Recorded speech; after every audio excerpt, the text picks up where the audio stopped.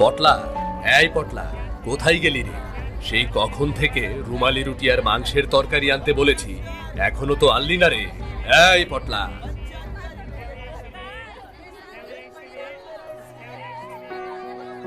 এই যে কর্তা, এই যে কর্তা, খাবার চলে এসেছে। বাহ, মাংসের ঝোলটা তো দারুণ দেখতে হয়েছে, একদম লোভনীয়।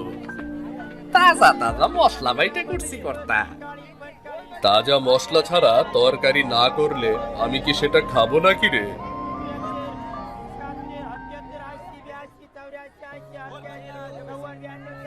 ভাইজান, কিরে, কিছু বলবি নাকি? হ্যাঁ, কারবারের কিছু জরুরি জিনিসপত্র কেনার জন্য টাকার প্রয়োজন। এখন তো কারবারে কোনো টাকা নেই, আবার বেচা কেনা হলে সেখান থেকে নিস, যা। ভাইজান, খাবারগুলো কি বাড়ি থেকে আনা হয়েছে? না, এখানেই মাংস কিনে রান্না করা হয়েছে। কেন? ভাইজান, মাংস কি ব্যবসার টাকা দিয়ে কেনা? হ্যাঁ, তা না হলে কোথায় পাবো? কিন্তু ভাইজান, ব্যবসার টাকা দিয়ে এভাবে নিজের খাবার কিনে খাওয়াটা কি ঠিক হচ্ছে? ব্যবসার টাকা ব্যবসাতেই লাগানো উচিত। মানে কি বলতে চাচ্ছিস? ব্যবসায়ের টাকা নিজের প্রয়োজনে খরচ করাটা ঠিক হচ্ছে না ভাইজান। কি বললি? আমাকে ঠিক বেঠিক শিখাচ্ছিস? ব্যবসার ব্যাপারে তুই বেশি জানিস না আমি বেশি জানি? কতদিন হলো তুই ব্যবসা করছিস? ভাইজান, আমি বেশি দিন ব্যবসায় না বসলেও এইটুকু বুঝি যে ব্যবসার টাকা নিজের প্রয়োজনে খরচ করা ঠিক না। ব্যবসা থেকে যে আয় হবে সেই টাকা নিজের প্রয়োজনে লাগানো যায়। হয়েছে হয়েছে, আমাকে আর জ্ঞান দিতে হবে না। দাঁড়া, মাকে বলবো আমি তুই কত বড় জ্ঞানী হয়ে গেছিস। মাও দেখুক সেটা, তাই না?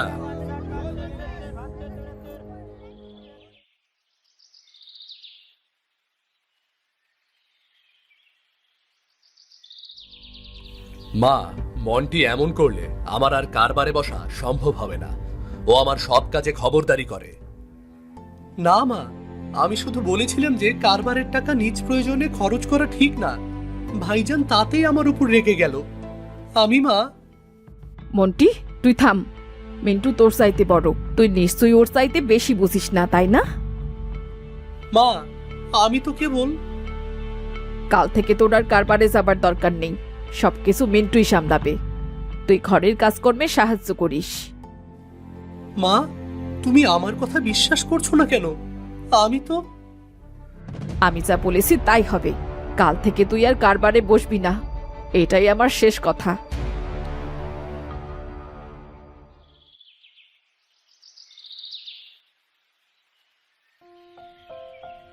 ছোড়ো সাহেব। আরে গনি চাচা যে। ছোড়ো সাহেব, আপনি যে সারের কথা কইছিলেন সেটা নিয়ে আইছি। তাই নাকি গনি চাচা? আপনাকে অনেক অনেক ধন্যবাদ গনি চাচা। ছোড়ো সাহেব, আপনি আর কারবারে বসতেছেন না? না গনি চাচা। এইটা কেমন কথা ছোট চাচা? আপনার তো ব্যবসায়িক জ্ঞান অসাধারণ। ওসব কথা থাক চাচা, সবাইকে দিয়ে সবকিছু হয় না। আমার ব্যবসায়িক জ্ঞান বেশি থাকলেও আমাকে দিয়ে ওসব কাজ হবে না। কিন্তু ছোট সাহেব, আমার মনে হয় আপনি ব্যবসায় লাইগা থাকলে অনেক ভালো করতেন। আমার ওসব আফসোস নেই চাচা। এই যে দেখুন, আমি কত সুখে আছি, চাষবাসের কাজ করছি। আজকেও কি সুন্দর কটা ঝিঙে তুললাম। নিজের ফলানো সবজি খাওয়ার মজাই আলাদা চাচা। সে ঠিক আছে ছোট সাহেব, কিন্তু থাক চাচা, ওসব কথা বাদ দিন না। আচ্ছা, আপনি ভালো পটলের বীজ আমার জন্য নিয়ে আসবেন, কেমন? আচ্ছা ছোট সাহেব, আমি নিয়ে আসমনি। এত বড় ঘরের পোলা আপনি নিজে চাষবাস করতেছেন, কেমন যেন দেখে আশ্চর্য মনে হয়। আমার চাষবাস করতে খুবই ভালো লাগে চাচা। আর একটা জিনিস চাষ করতে আমার খুব ইচ্ছে করে, জানি না পারবো কিনা। কি সেইটা ছোট সাহেব? তরমুজ। তরমুজ? হ্যাঁ, তরমুজ হচ্ছে আমার সবচাইতে পছন্দের ফল। গরমকালে আমি ফলটার জন্যই অপেক্ষা করে থাকি, এই তরমুজের জন্য। আমার ধারণা আপনি তরমুজের চাষ বেশ ভালোই করতে পারবেন ছোট সাহেব। আমারও তাই মনে হয়।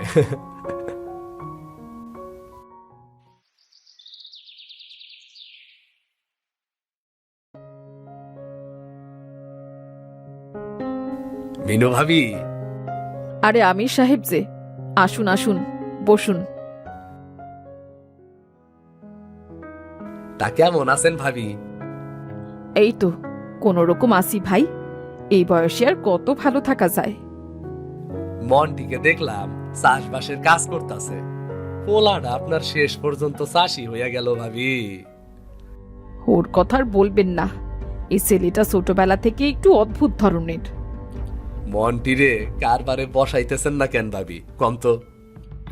বসিয়েছিলাম ভাই, বলছিলাম মিন্টু একা একা কাজ কারবার দেখাশোনা করতে পারে না, তুই ওকে একটু সাহায্য কর। কিন্তু কি হলো জানেন ভাই, মিন্টুর সাথে ঝামেলা করে বসলো। ঝামেলা কইরা বসলো? মনটিরে তো আমার মনে হয় না ঝামেলার পোলা। আর বলবেন না ভাই, আমার ছেলে, আমি জানি ও কেমন। এই ছেলেটাকে নিয়ে আমি আর পারি না বাপু। সেই ছোটবেলা থেকেই কিছু না কিছু নিয়ে মিন্টুর সাথে তার ঝামেলা লেগেই থাকে। মিন্টুর খেলনা ছিনিয়ে নিত, খেলার মধ্যে মিন্টুর সাথে মারামারি করত। সে মিন্টুকে কেন যেন সহ্যই করতে পারে না। পিঠাপিঠি ভাইগুর মধ্যে একটু আধটু হয়। তা হয়, কিন্তু এদের রেষারেষি আমি কিছুতেই সমাধান করতে পারছি না। যাকগে ভাই, আপনার কি খবর সেটাই বলুন। আমার নিজের কোনো খবর নাই, তবে অন্য একটা খবর নিয়ে আইছি আমি। কি খবর ভাই সাহেব? ভাটিয়া বাড়ির জমিদার খান বাহাদুর হাসান রেজার নাম শুনছেন নাকি? হ্যাঁ অবশ্যই, তার নাম কে না শুনেছে বলুন। তার একমাত্র মাইয়া রূপালীর জন্য পাত্র খুঁজতাছে। তার কোনো কিছুর প্রয়োজন নাই, শুধু একটা সৎ উন্নত মন মানসিকতার ও ভালো পরিবারের পাত্র দরকার। আচ্ছা বেশ, তবে এসব কথা আপনি আমাকে বলছেন কেন? বলতাছি এই জন্যই, আপনার পোলাগর আমি ছোটবেলার থেকে দেখছি। অগর মতো ভালো পোলা আমি খুব কম দেখছি। আপনি কিন্তু আপনার পোলাগো লাইগা এই সম্বন্ধটা দেখতে পারেন। কি বলছেন? উনি জমিদার মানুষ, উনি কেন আমাদের মতো ব্যবসায়ী পরিবারের সাথে সম্বন্ধ করতে যাবেন? কারণ আপনারা নামী ব্যবসায়ী পরিবার, তাই। আর আপনার পোলা সৎ উন্নত মানের মন মানসিকতা, আমার এটাই তো মনে হয়।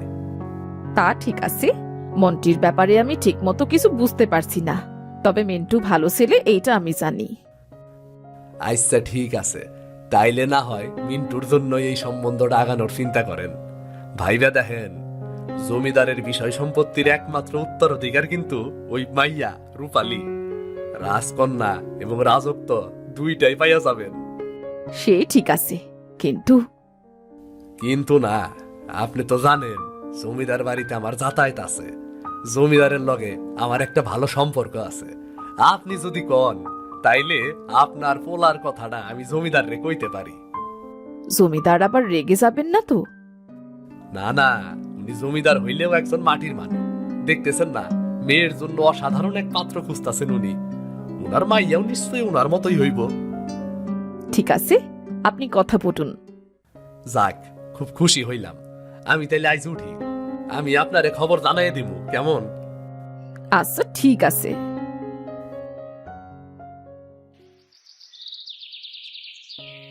গাছগুলোতে পানি দেই, এর চারপাশে বেড়া দিয়ে দেব, যাতে গরু ছাগল ঢুকে চারা নষ্ট করতে না পারে। ছোড়ো সাহেব। আরে গনি চাচা যে। ছোড়ো সাহেব, এই যে আপনার জন্য এইগুলা নিয়ে আইছি। কি আছে এখানে গনি চাচা? তরমুজের বীজ। তরমুজের বীজ? আপনাকে অনেক অনেক ধন্যবাদ চাচা। বাহ, আপনার এই খেতে তো সুন্দর শাক হইছে।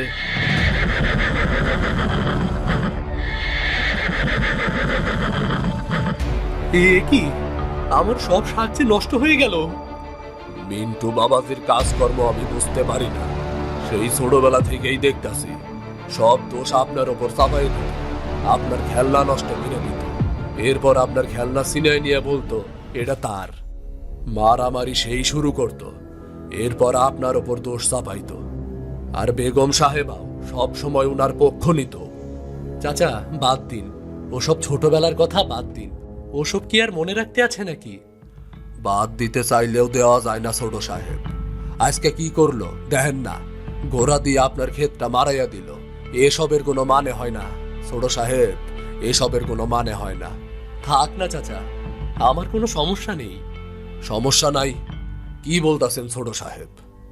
হ্যাঁ চাচা, আমার এইসব গাছ মারিয়ে দিয়েছে তো কি হয়েছে? আপনি দেখবেন এইখানে আমি তরমুজের বীজ বুনে দেব। এতদিন তো সবজি চাষ করেছি, এবার ফল চাষ করব। আপনি যে কোনো কিছুর চাষই ভালো মতো করতে পারবেন। গাছের প্রতি আপনার অনেক ভালোবাসা, কিন্তু এইভাবে ক্ষতি করতে থাকলে সে চাষ তো আর সম্ভব হইব না।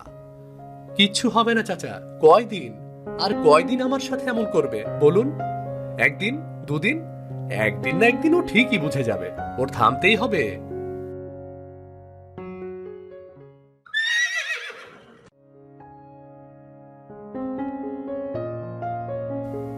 মিন্টু, আমার সাথে তোকে এক জায়গায় যেতে হবে, চল তো। কোথায় যাব মা? গেলেই দেখবি, চল।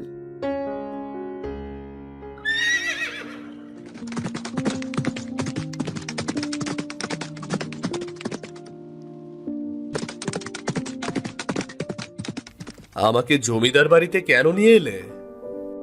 আগে ভেতরে চল যাই, তারপর দেখবি কেন এসেছি।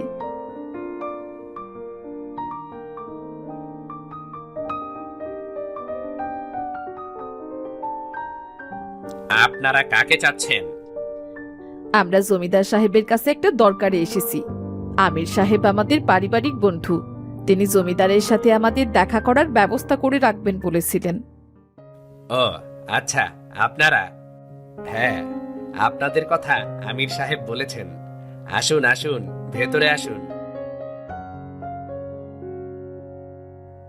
আপনারা আসুন, আমি হুজুরকে খবর দিচ্ছি।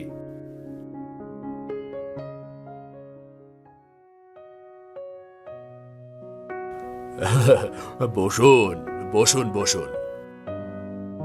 জমিদার সাহেব, আমির সাহেব নিশ্চয়ই আমাদের কথা বলেছেন আপনাকে। হ্যাঁ হ্যাঁ, পাত্র হিসেবে আপনার দুজন ছেলের কথা বলেছেন, মিন্টু আর মন্টি, তাই তো? জি জমিদার সাহেব, আপনি আপনার একমাত্র মেয়েকে সৎপাত্রস্থ করবেন বলে ঠিক করেছেন আমি শুনেছি। আর আমার ছেলে মিন্টু আপনার মেয়ের জন্য যোগ্য জামাতা হবে, এই আমার বিশ্বাস আছে। কি করে আপনার ছেলে? আমাদের পারিবারিক ব্যবসা দেখাশোনা করছে। আর আপনার অন্য ছেলে মন্টি, সে কি করে? ওই তেমন কিছু করে না, টুকটাক কৃষি কাজ করে আর কি। তা সেই ছেলেকে আপনি আমার মেয়ের যোগ্য পাত্র হিসেবে মনে করছেন না কেন? না মানে, আসলে যাই হোক, আমার কিছু কথা বলার আছে। সেটা হলো, আমার মেয়ে আমার সম্পত্তির একমাত্র উত্তরাধিকারী, কিন্তু ওর একটু সমস্যা আছে। জি, কেমন সমস্যা? ও চোখে দেখতে পারে না, অন্ধ। কি বলছেন? হ্যাঁ, তাতে যদি আপনাদের কোনো আপত্তি না থাকে তাহলে আমার কোনো আপত্তি নেই। এই সম্বন্ধের ব্যাপারে আগানো যাক। জমিদার সাহেব, তাহলে উঠি আমরা, আমার মনে হয়। মা, একটু বসো। জমিদার সাহেব, আমি আপনার মেয়েকে বিয়ে করতে রাজি আছি। তুমি সত্যি জেনে শুনে আমার মেয়ে রূপালীকে বিয়ে করতে চাইছো তো? জি জমিদার সাহেব। কিন্তু বাবা। কোনো কিন্তু নয় মা, এই বিয়েতে আমি রাজি।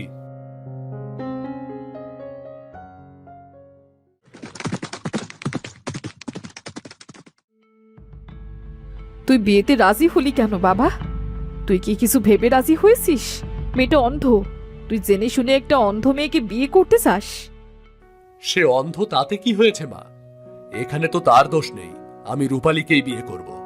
তোর যা খুশি তুই তাই কর। আহ, আমার বোকা মা তুমি, বুঝতে পারছো না? অন্ধ হোক, খোড়া হোক, যা ইচ্ছে তাই হোক, জমিদারের অনেক সম্পত্তি। এই বিপুল সম্পত্তি তো কিছুতেই হাতছাড়া করা যাবে না।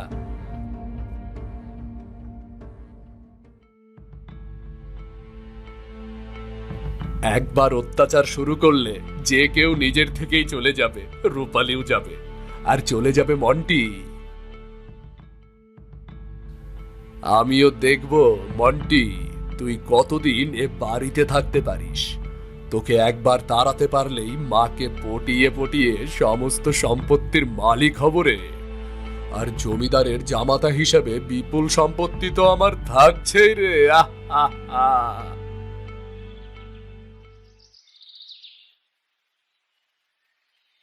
কি ব্যাপারে? জমিদার হুজুর তার ভাবি জামাতার বাড়িতে এই ফলগুলো পাঠিয়েছেন। তাই নাকি? বেশ বেশ, যাও যাও, ভেতরে যাও। আমার কাজের লোক তোমার ফলগুলো রাখার জায়গা দেখিয়ে দেবে। যাও, ভেতরে যাও।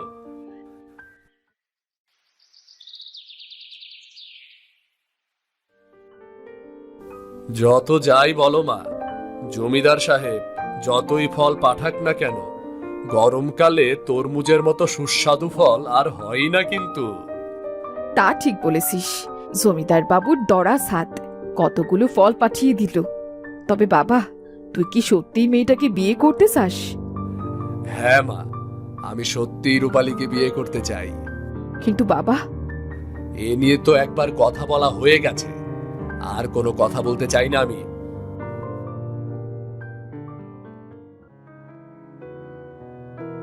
মা, একটা সুখবর শুনলাম, ভাইজানের নাকি বিয়ে ঠিক হয়েছে, তাও নাকি আবার জমিদার কন্যার সাথে। হ্যাঁ ঠিকই শুনেছিস। খুব খুশি হয়েছি মা, খুব খুশি হয়েছি। মা, তোমরা তরমুজ খাচ্ছ? এত তরমুজ কোথায় পেলে? জমিদার বাড়ি থেকে পাঠানো হয়েছে। আয় বাবা, বস। ওকে ডাকছো কেন মা? জমিদার বাড়ির তরমুজ খাওয়ার যোগ্যতা কি ওর আছে নাকি? ও তো করে চাষা ভুষার কাজ। আমার ভাই চাষি, এটা বলতেও আমার লজ্জা লাগে। এভাবে বলছো কেন ভাইজান? ইস, আমার ভাইজান ডাকছে। তোর মুখের ভাইজান শব্দটা শুনলে আমার লজ্জা লাগে। আমি হচ্ছি জমিদার বাড়ির ভাবি জামাতা। যদিও বউ অন্ধ, তাতে কি, জমিদারের জামাতা তো আমি। আর আমার ভাই, সে কিনা চাষা ভুষা। ছি! ভাইজান, আমার চাষবাস করতে ভালো লাগে, তাই আমি। তোকে দিয়ে এর চাইতে ভালো কিচ্ছুটি হবে না রে। এই তরমুজ তো তোকে আমি দেবই না। খেতে না পারলে প্রয়োজনে ফেলে দেব, তবুও তোকে দেব না। এসব অপমান আমার প্রাপ্য নয় ভাইজান।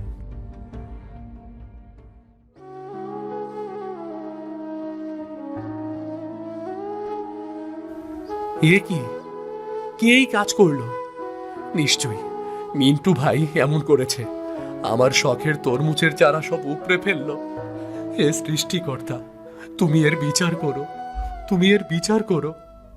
তোর ভাইকে এভাবে অপমান করলি কেন মিন্টু? আচ্ছা, এখন ছেলের অপমান খুব গায়ে লাগছে, তাই না? দিনের পর দিন তুমিও তো কম অপমান করনি। চাষার আবার মান অপমান।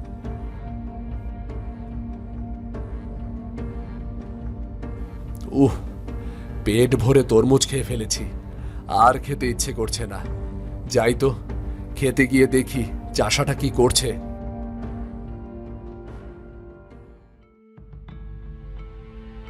কিরে চাষা, এভাবে বসে আছিস কেন? তরমুজ খুঁজছিস বুঝি? নে, তোকে তরমুজের বীজ দিলাম।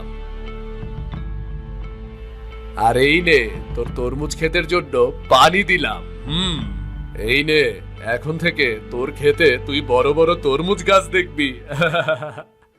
ইস, যে মেয়েটার সাথে ভাইজানের বিয়ে হচ্ছে, তার জন্য খুবই মায়া হচ্ছে। না জানি মেয়েটাকে কত কিছু সহ্য করতে হবে। হে বিধাতা, তুমি মেয়েটার কপালে ভালো কিছু রেখো বিধাতা। আর তুই খেতে এত কষ্ট করে চাষ করছিস, না, তোকে কিছু তরমুজ দেওয়া দরকার। এই নে। এ কি? এসব এসব কি হচ্ছে? অবশেষে আমি পেয়ে গেলাম আমার ভাবি জামাতাকে। জমিদার সাহেব, আমি তো আপনার ভাবি জামাতা। না, তুমি না, আমি মন্টির কথা বলছি। মন্টি হবে আমার মেয়ের জামাই। মানে কি বলছেন আপনি? আমার সম্পদের জন্য অনেকেই আমার মেয়েকে বিয়ে করতে চায়। আমি একজন সত্যিকারের সৎ, দরদি এবং আদর্শ ছেলে খুঁজছিলাম আমার মেয়ের জন্য। তাই আমি এক সন্ন্যাসীর শরণাপন্ন হই। সন্ন্যাসী আমাকে এই জাদুর তরমুজগুলো দিয়েছিল। এই তরমুজের বিচি থেকে গজানো গাছ যার জন্য নিরাপদ ঘর তৈরি করবে, সেই হবে আমার হবু জামাতা। সন্ন্যাসী এই কথাই আমাকে বলেছিল। তার মানে এতগুলো তরমুজ খাওয়ার পরেও তরমুজের বীজ থেকে তোমার জন্য অন্য কোনো গাছ হয়নি। ঘর তো দূরের কথা, কিন্তু মন্টির জন্য তরমুজের ঘর তৈরি হয়েছে। সুতরাং মন্টির সাথে আমি আমার মেয়েকে বিয়ে দেব। আরে যান যান, আপনার ওই অন্ধ মেয়েকে কে বিয়ে করবে? আমি তো আপনার মেয়েকে বিয়ে করতে চেয়েছিলাম আপনার সম্পত্তির জন্য। লাগবে না, আমার লাগবে না অমন অন্ধ বউ। এই যে আমার মেয়ে রূপালী, দেখতেই পাচ্ছ রূপালী কিন্তু অন্ধ নয়। আমি পাত্রদের পরীক্ষা করার জন্য এই কথাটা বলতাম। কি? তার মানে আমি এই তরমুজের ঘর নষ্ট করে দেব? মন্টি, আমার হাতেই আজ তোর দফা রফা হবে রে। এই ঘর তোকে বাঁচাতে পারবে না। আমাকে বাঁচাও, আমাকে বাঁচাও, আমাকে ছেড়ে দাও, ছেড়ে দাও আমাকে, ছেড়ে দাও, ছেড়ে দাও আমাকে। তোমাকে কেউ বাঁচাতে পারবে না, তোমার শাস্তি হওয়া উচিত। বাবা মন্টি, আমার মেয়েকে বিয়ে করতে তোমার কোনো আপত্তি নেই তো? জমিদার সাহেব, মা যদি রাজি থাকে তাহলে আমি অবশ্যই রূপালীকে বিয়ে করব। আমি অবশ্যই রাজি বাবা। এই জন্যই তো আমি জমিদার সাহেবকে ডেকে এনেছি। আমি শুরুতেই বুঝতে পেরেছিলাম মিন্টুর লোভ করছে। আমি যতই খারাপ হই না কেন, মিন্টুর লোভের জন্য আমি একটা মেয়ের ক্ষতি করতে পারি না। আমি বুঝতে পেরেছি। এতদিন তোর সাথে আমি অনেক অবিচার করেছি। তুই তুই আমায় ক্ষমা করে দিস বাবা। না মা, তুমি মাপ চাইছো কেন? মা সন্তানকে আদেশ করবে। সন্তানের কাছে ক্ষমা চাওয়া মানায় না।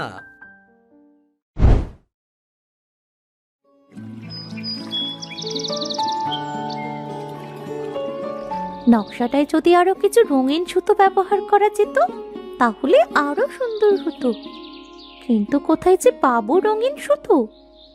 রিতা, এই রিতা, কোথায় রে তুই? সেই কখন থেকে খুঁজছি। আরে বাড়িতে তো অনেক কাজ পড়ে আছে। আসছি মামি, ঘরে একটা কাজ করছিলাম, একটু সময় তো দাও।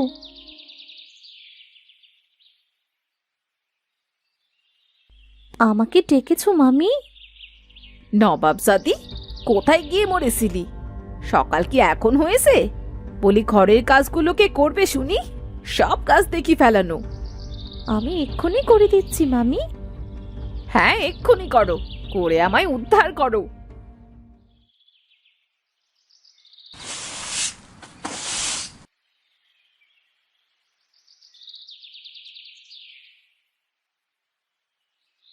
কই গো কমলা, রিতা, টুনি, কোথায় তোরা? দেখ কি এনেছি। কি গো, কোথায় ছিলে তোমরা? এই দেখো তোমাদের জন্য কি এনেছি। সেই কখন থেকে খুঁজছি তোমাদের, কিন্তু পাচ্ছি না। চোখের কি মাথা খেয়েছো নাকি? দেখছো না ঘরে ছিলাম? কই, কি এনেছো দেখি? এই যে দেখো, তোমার জন্য এনেছি শাড়ি, আমার টুনিমার জন্য এনেছি একটা জামা।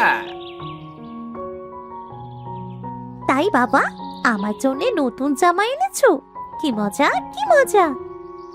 রিতা কোথায় গো, রিতা? কোথায় আর থাকবে, দেখো গিয়ে কোথায় ঠ্যাং ঠ্যাং করছে। নিজের মা বাবাকে তো খেয়েছে, এখন হতভাগী আমার সংসার খেতে এসেছে। আহা, ওভাবে বলছো কেন? বাবা মা মারা গেছে মেয়েটার, দুঃখী একটা মেয়ে।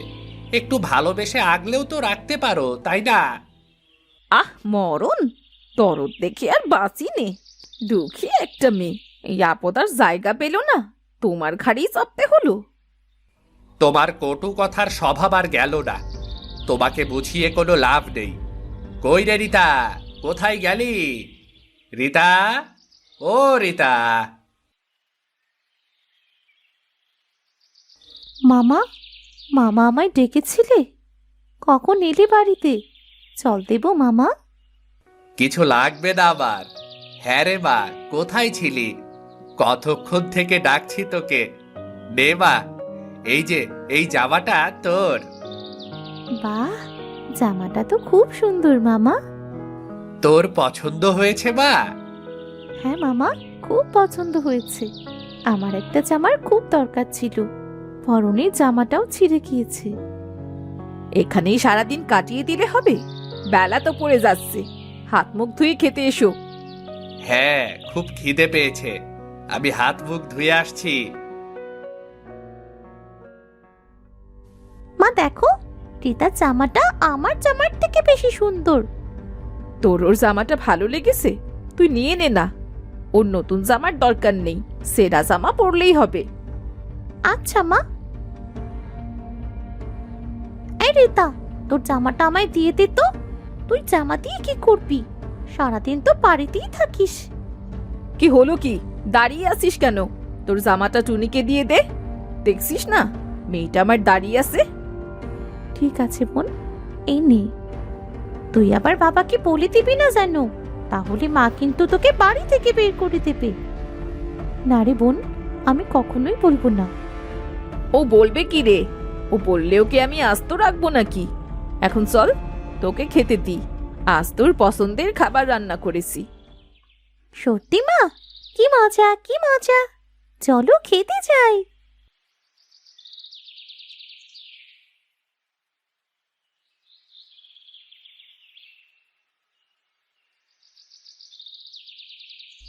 মনি, মনি, তুই এসেছিস রিতা? আয় ভেতরে আয়। না রে, ভেতরে যাব না। মামি যদি টের পায় আমি বাড়ি নেই, তবে আমার কপালে দুঃখ আছে। এই নে, তোর কাপড়টা ধর। বাহ, কি সুন্দর নকশা করেছিস তুই, তোর হাতে জাদু আছে। তোর পছন্দ হয়েছে তো? এটাই অনেক। পছন্দ হয়েছে মানে? খুব পছন্দ হয়েছে। আমি এখন বাড়ি যাই রে, না জানি মামি কি করছে। এমনিতেই সেলাইগুলো লুকিয়ে লুকিয়ে করি।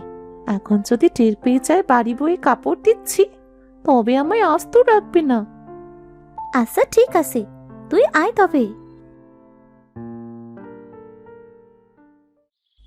রিতা, এই রিতা, কোথায় গেলি রে হতভাগী? রিতা, সে কখন থেকে ডাকছি, কানের মাথা খেয়েছিস নাকি? মামি, মামি আমায় ডাকছো? ডাকছো কেন? সব কাজ তো করা শেষ মামি।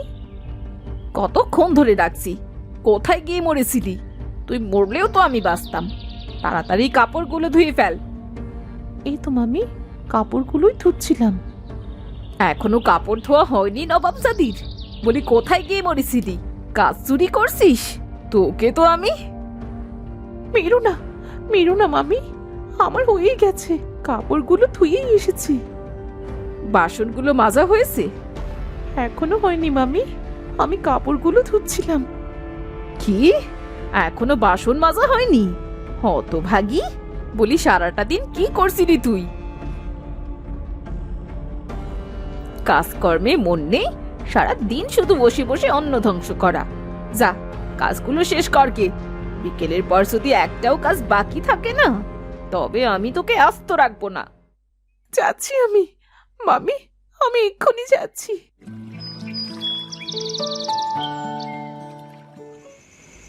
অনেক পানি পিপাসা পেয়েছে, যাই একটু জল খেয়ে আসি।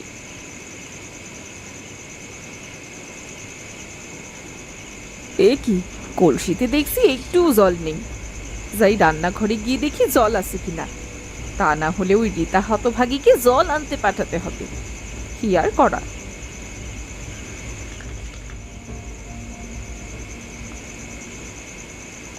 হাড় হাবাতে মেয়ে কোথাকার, আলো চালিয়ে সেলাই করা হচ্ছে। বলি তোর মরা বাপ মা এসে কি তেল কিনতে টাকা দিয়ে যায়? এই জন্যই তো বলি, বাতির তেল এত তাড়াতাড়ি শেষ হয় কেমন করে? রাত জেগে এসব সাইপার সেলাই করা হচ্ছে, আর কাজের বেলায় ঠন। আমি সব কাজ শেষ করেছি মামি, কাজের ক্ষতি করে তো কিছু করছি না মামি। চুপ কর, হতভাগী কোথাকার, বসে বসে অন্ন ধ্বংস করছে, আবার সেলাই চালাচ্ছে। দাঁড়া, বের করছি তোর কাপড় সেলাই। মেরে যদি তোর মুখের নকশা আমি বদলে না দিই, তাহলে আমার নামও কমলা নয়। দে কাপড়টা, দে এদিকে। দে বলছি।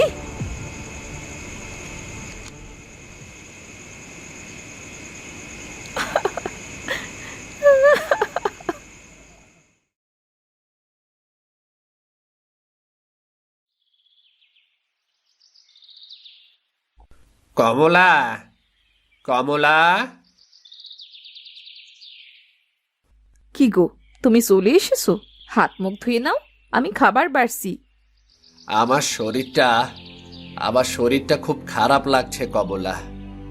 তোমার কি হয়েছে? আমার কেমন যেন লাগছে, মনে হচ্ছে হাত নাড়াতে পারছি না, হাত মনে হয় অবশ হয়ে যাচ্ছে। আমি এক্ষুনি কবিরাজকে খবর দিয়ে আনছি। টুনি, রীতা, কোথায় গেলি তোরা? কমলা, আমি তো আর নৌকা চালাতে পারবো না। ঘরে যা জমানো টাকা আছে সেগুলো দিয়ে আপাতত না হয় সংসারটা চালাও কমলা। অসম্ভব, ওই টাকা আমি টুনির ভবিষ্যতের জন্য রেখেছি। ওই টাকায় আমি কিছুতেই হাত দেব না। তাহলে উপায় কি? সংসার কি করে চলবে? তুমি কোনো চিন্তা করো না, আমি একটা উপায় ঠিকই বের করব। উপায় কি কিছু আছে? আমি তো আপাতত কোনো উপায় দেখছি না। ঘরে যে হাবাতেছি রীতাকে গান্ডে পিনতে গেলাচ্ছ, ও কবে কাজে আসবে? রীতা, রীতা কি কাজ করবে? কি কাজ করবে মানে? তোমার নৌকা চালাবে। কি বলছো তুমি? অতটুকুন মেয়ে নৌকা কি করে চালাবে? এসব কি বলছো কমলা? ঠিকই বলছি। মামার সংসারে বসে অন্ন ধ্বংস করতে পারবে আর কাজ করতে পারবে না? মামার হাত অবশ হয়ে গেছে। মামা কাজ করতে না পারলে তো ওকেই করতে হবে। মেয়েটার সাথে অমন করো না গো, ওকে নৌকা বাইতে পাঠিও না। তুমি চুপ করো তো, আমার কাজ আমাকে করতে দাও।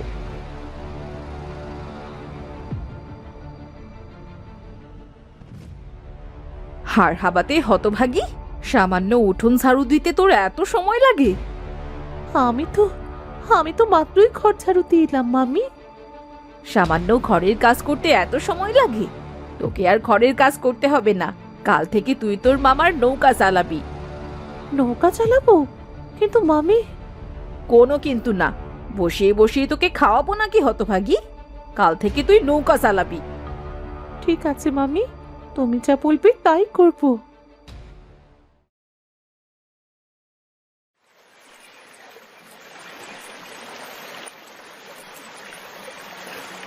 যাই, আজকের মতো বাড়ি ফিরে যাই। মামির হাতে টাকাগুলো তুলে দিতে হবে তো।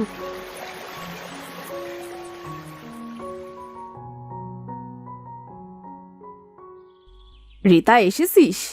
সাতু, এই জিনিসগুলো তোর কামাল মামার বাড়ি দিয়ায়। কামাল মামার বাড়ি? কামাল মামার বাড়ি তো নদীর ওপারে মামি। আসতে যেতে তো সন্ধে হয়ে যাবে। তো কি হয়েছে? সন্ধে হলে কি তোকে বাঘে খেয়ে ফেলবে? চত্ব সব ঠং। যা, জিনিসগুলো এক্ষুনি দিয়ায়। আচ্ছা ঠিক আছে মামি, আমি যাচ্ছি।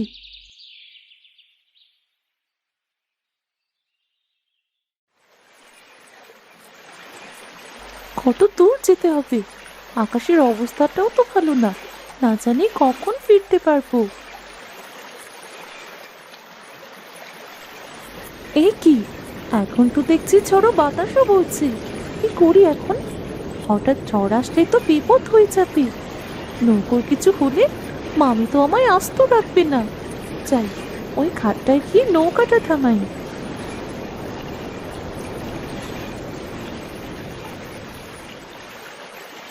যাক, বাতাসটা থেমে গেছে এখন। এবার রওনা হই। তার আগে একটু দেখি জিনিসগুলো ঠিক আছে কিনা।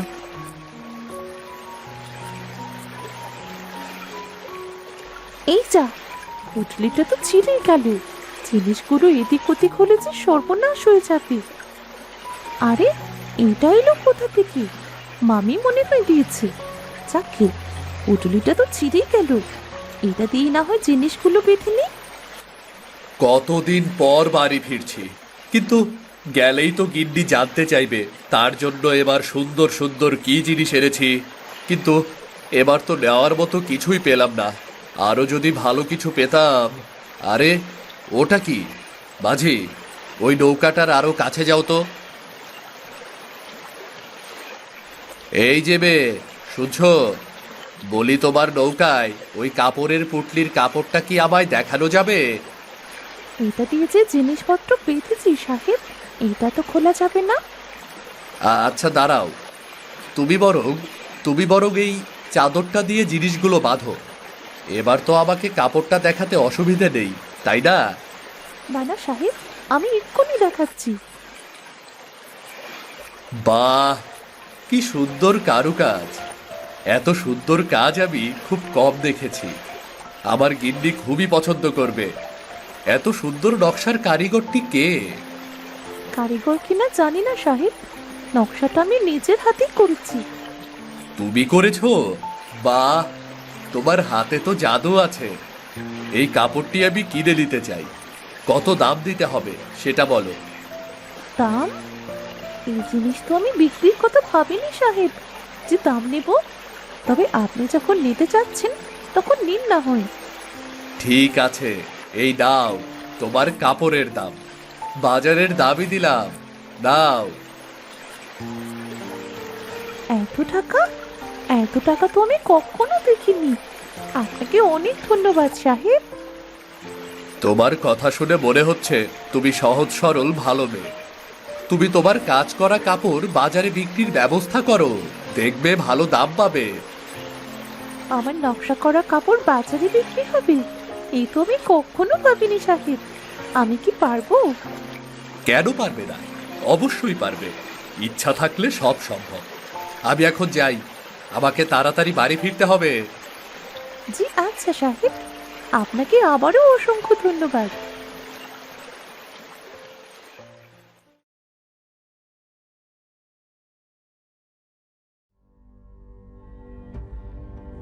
মামি, কি হয়েছে রে?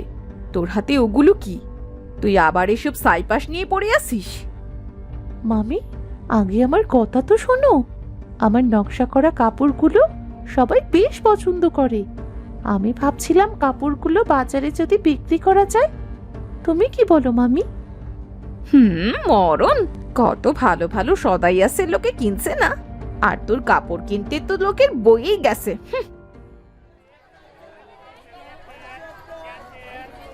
এই যে ভাই, একটু শুনুন।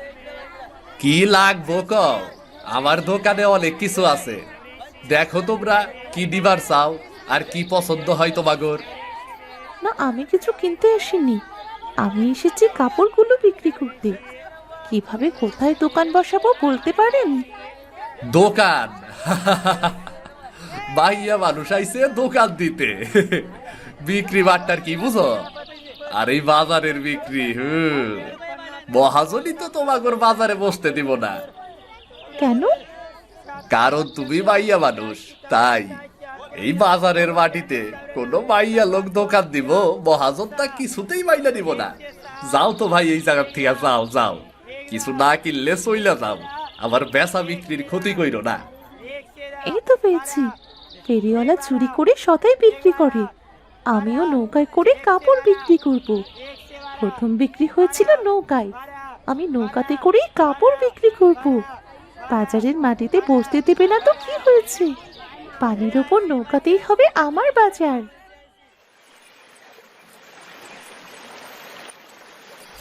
এই যে, এই নে শোনো, ওই কাপড়গুলো কি বিক্রির জন্য?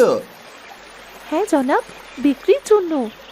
সব আমার নিজের হাতের নকশা করা। বাহ, এত সুন্দর কাপড় এই নৌকা যাত্রাতেই পেয়ে গেলাম। বাহ, আমরা যারা প্রতিদিন নদীপথে চলাচল করি তারা যদি নদীতেই এভাবে সব জিনিস পেয়ে যায় তাহলে তো বেশ ভালো হতো। বাহ, তা দেখি ওই কাপড়খানা দেখি তো। জি জনাব, এই নিন, দেখুন।